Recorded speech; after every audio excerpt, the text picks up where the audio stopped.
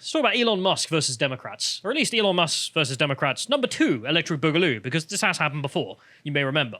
And this was a big old spat he had with, what was it, Elizabeth Warren, who was obsessed that he didn't pay no taxes. And Even though he provided a receipt of his massive tax bill. $11 billion. Yep.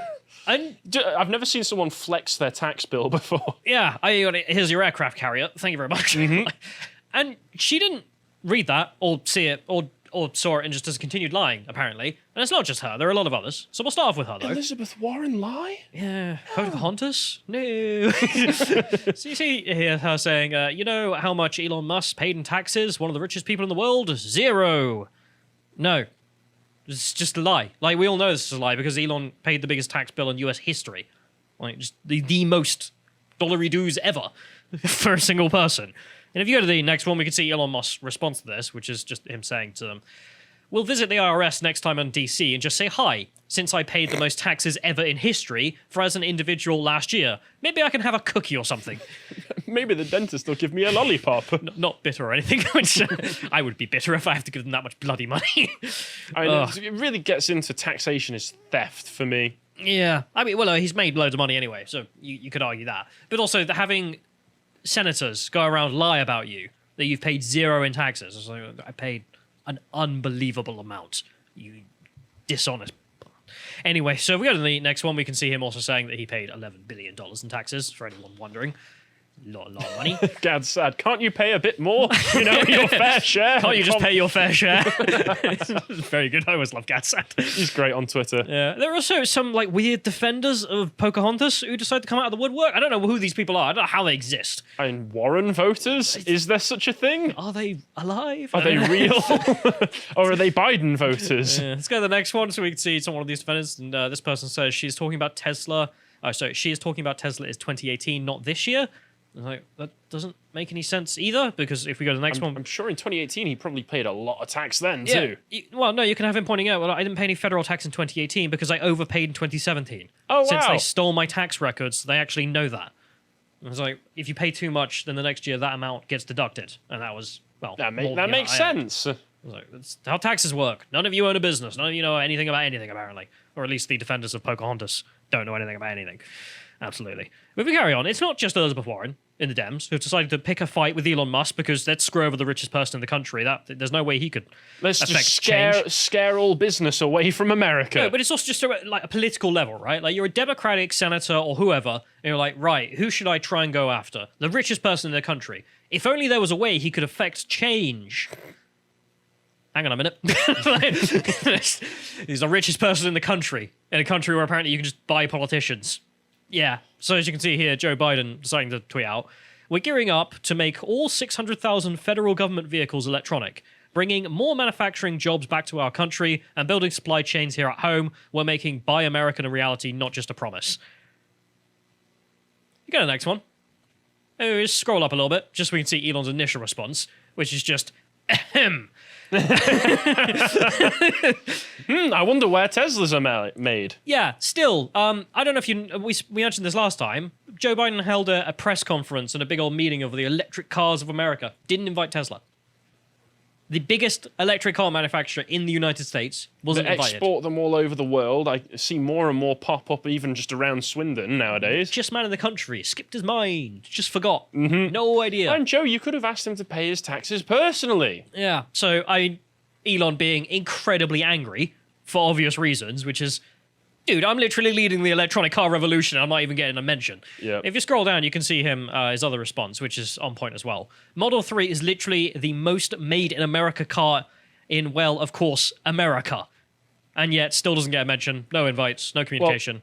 Elon has been very critical of the government recently. I feel like he may have picked up some Thomas Sowell and taken a little bit of a read and gone, oh, really? Yeah, we shouldn't have tyrants. Yeah, he has been talking a bit about how the government is the largest monopoly out there. They've got a monopoly on violence. They are a giant corporation that will steal your money. Yeah.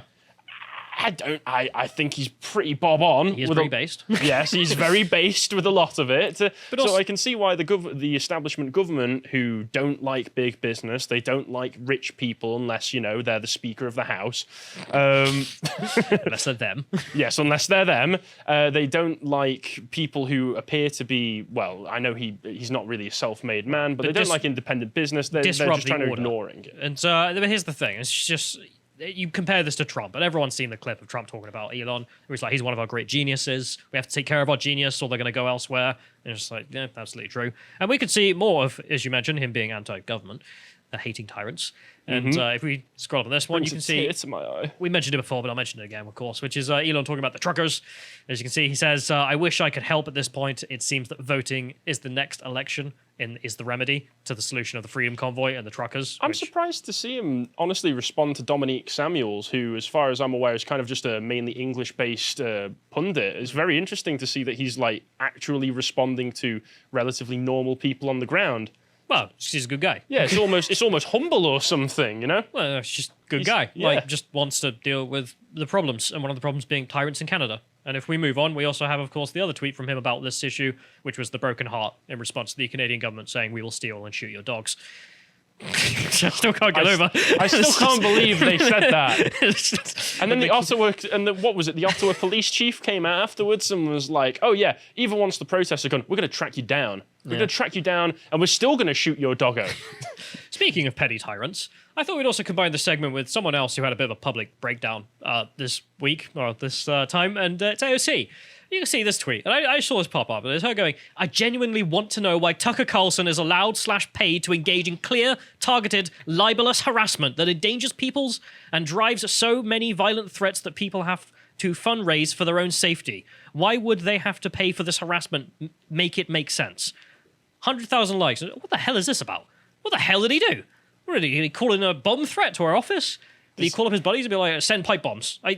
AOC is one of those politicians in America who I think literally just wants to quietly repeal the Constitution. Yeah. They would be she would be thrilled if they just threw the Constitution, all of the founding principles of America, in the fire, started again. In the Boston harbor.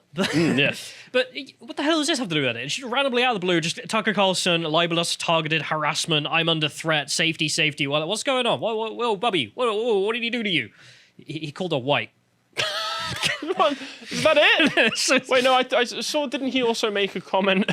She posted something like lonely and alone or something, and he was like, doesn't this sound like a booty call to you? He also made a joke. Oh my goodness gracious. Socialists can't take jokes. Let's go to the next link. Just to prove that if we go to the next link, please, you can see the clip. And it's just Tucker Carlson saying, you're not a woman of color, you're an entitled rich white lady. This hit her hard. Let's play it. The funniest of all was hearing Sandy Cortez describe herself as a woman of color. She often does. No one ever dares to challenge that description, but every honest person knows it is hilariously absurd. There is no place on earth outside of American colleges and newsrooms where Sandy Cortez would be recognized as a, quote, woman of color, because she's not. She's a rich, entitled white lady. She's the pampered, obnoxious ski bunny in the matching snowsuit who tells you to pull up your mask while you're standing in the lift line at Jackson Hole. They're all the same. Doesn't matter what shade they are. Apparently, the editor... I mean... It's so true. He's just right. Tucker never misses, man. She's not black. Like, I don't know. We all play this game with, like, she's definitely the woman of color. No, she's not. I'm sure, surely even politically speaking, she's part of the United States government, which supposedly upholds the systems of white supremacy. She's probably prudent and on time. I imagine she's quite organized when she maybe... behind closed doors, perhaps. Sure, so she's upholding white supremacy. Ms. Cortez is as African as a Spaniard. Well, obviously. Let's not waste our time with this. But the reason I mentioned the white thing being the most stinging, of course, she did make the joke. He did make the joke about her asking for a booty call as well. Mm-hmm. But the most stinging part about being her race, because there was also the DSA slowly falling apart on racial lines at the same time. And her being a member of the DSA, of course, this is going to make her quite mad. She's on the wrong side of the aisle if she turns out to be white. The history of the DSA has been one of just slowly falling apart. It's good memes. It's always good memes. So you can see here. So this is someone pointing out that there's a DSA chapter that's collapsing in Baltimore, and he says it's so clucked, it's hilarious. The chapter is literally giving away the majority of its funding to the Afro Society caucus and implementing race-based weighted voting. Did this not turn out to be a joke? Is No, this true? This one is real. I thought this was a meme. You click on this. You click on the left image here. There's just some like leaflets about what they're going to do. So as you can see, someone says we're going to have opt-in, not opt-out dues for members of color. So if you say you have brown skin, you don't have to pay. Great. 51% of the charter's dues to be paid to the following buckets: the caucus for black-led mutual aid work, ongoing black liberation work, and also restorative justice to heal chapter, charter, and member trauma.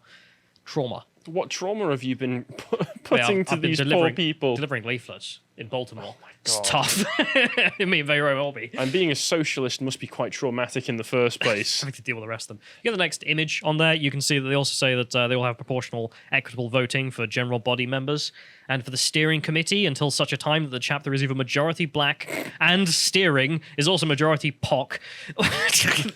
In human words, or that Baltimore's demographic basis is not majority BIPOC. Yeah, I can't. The words. Did these guys see your highlights of the Labour Party conferences and be like, "This is a great idea"? Brother makes a good point. If we go to the next link, you can also see them saying, or him pointing out that 51% of their funding is going to go to apparently 4.5 people. I don't know if they use like a 3/5 rule or something. I don't know how they got the 0.5 a person. They've done by the one drop. Yeah, I don't know how they measure a black person. They get the swatches out.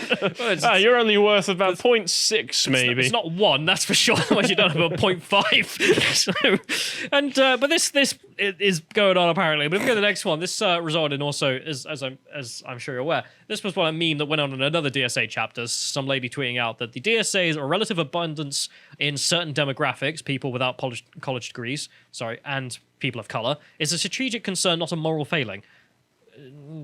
Yeah. If you don't represent the color swatch accurately enough in your chapter, you are upholding white supremacy. That's socialist thinking in this regard. You are a moral failing. Dumb. I don't know what else to say. But then she tweeted out this thing, which caught fire, of course, because she says, tragically, our DSA chapter no longer exists, as we voted to divide it into 5 ethnically segregated entities so as to better fight racism. We decided to segregate racially to fight racism. Oh my God. Unfortunately, apparently this is a joke. Oh, no. No, Is yeah. this the joke? Oh, But this is I mean, it is good. But the thing is so believable because you people would do that tomorrow and we'd all just be like, yeah, it's the socialists. Of course they're doing I'm that. surprised- Fits with socialist theory. I'm surprised Labour hasn't already, to be honest. Why have they not? Surely comrades, why if have you're you... upholding your own principles, you kind of have to. Yeah, divide and fight racism in your segregated zones. You can only fight certain kinds of racism in those zones. Don't step out of your corner. But speaking of that, I also thought we'd just check in with another leftist big L that's gone on this week. And enjoy. And this is what I was waiting for, and I didn't want spoilers for you. Oh, I okay. said to you. So this is world's first queer history degree faces axe as staff fight for their jobs during LGBT History Month. What a headline. What a beautiful headline. Who could ask for a better headline? What? Pink News of all places as well. Gritted teeth as they write that it's not profitable. Nobody signed up for our queer history degree. 5 years ago, Goldsmiths, University of London, launched the world's first ever master's degree in queer history. Masters. Is it just a list of gay people? Just 6 weeks later, Davidson, Bengry, and other staff in the Department of History, English, and Creative Writing received letters notifying them that their jobs were at risk of redundancy. Queer history isn't the only course at risk. The master's degree in Black British history is also under threat. Oh, no! Anyway. Surely the degree on Black British history is just one seminar. Well, we've covered everything we've got, boys. Let's head out. We've mentioned the 3 guys before 1940, and then... and then there was Windrush, Yeah. and that's about it. a few people in the Empire, of course. Stop. Just stop. Get some help. I don't know what to say. But both lecturers say that if they're let go, the course would be unavailable, especially at master's level, with extensive knowledge and understanding of an area that is needed to teach queer history. You don't understand. All I studied my entire life was queer history. Without this, I'm homeless. Well, it's what, you can't go on without me. It's like, I think we can. I think we'll I be know, fine. it sounds like the desperate attempt of someone who knows they'll be on the street if they don't have this job. Gets better. Quote, I wasn't even in the job for 6 weeks before I got a letter saying my job might be cancelled, David Dunn tells Pink News. We realise this is a really terrible course. Look, I was high when I wrote. I was in a BLM seminar. There were a million people pressuring me. I don't really want to hire you. Who would? She was devastated when she received the letter. Come on, how are you surprised your job isn't worthwhile for that one? She had uprooted her entire life to teach at Goldsmiths. Well, that was your first mistake. Quote, it was like having a bucket of water poured all over those visions and dreams I had. What visions and dreams? Okay, of a gay future. I was going to teach queer history for years. It was going to be so successful. I was going to make the university so worthwhile being I was at. going to convince so many gay kids they were trans. But also, the predominant feeling that have been throughout this whole process is just discombobulation. Just That's so a great word. discombobulated. The furore is particularly painful for Burgundy, who has built the master's degree in queer history up from the ground level for 5 years. He says the process that imperils it has been long, drawn out, and painful. I wonder if that's because finding queer history is kind of difficult. Bro, we feel your pain. It must have been so painful to be told, this is a waste of time. This is a useless degree. Get a job, freeloader. I hope that this pain continues. This is also astonishing because other than Kate and I, not a single person in the department has ever published anything significant in queer history. This is such a self-report. Everyone else in the department's useful. I'm bloody useless. And they've got rid of me? Not anyone else? If only they could give me 10 more years. In 5 years, I've published bollocks, and everyone else has been doing a job, and then they want to get rid of me, not the other people. Big shock. And certainly between Kate and I'm confident we know every other person in the country qualified to work in our roles. There's 5 of them. There's 5 of you nut jobs. We meet on the weekend. Who've given your bloody lives to teaching queer history at a master's level at university. Listen to yourself. Listen to yourself. Oh my for God's God. sakes.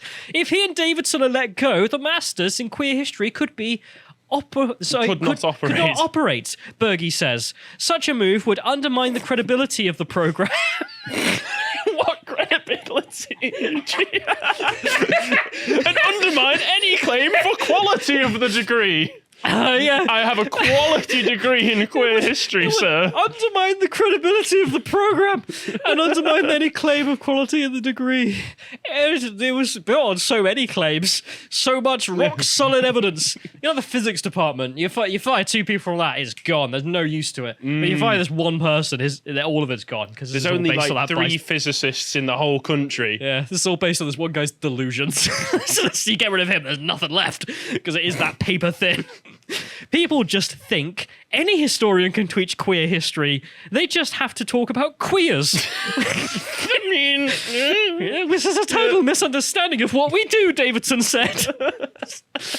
see, we take people who weren't queers and tell you they were queers. It's very different. I did have some other stuff, but we'll save it for another time because that's just beautiful, isn't it? I thought I'd end you on a lovely little story like that. I'm so glad I didn't spoil that for myself because that was hilarious. They're going to undermine the quality by firing us. There's no one else who can do it. Yeah, it's because it's a delusion between you and 5 of your mates, and you're the only people in the country who are that delusional.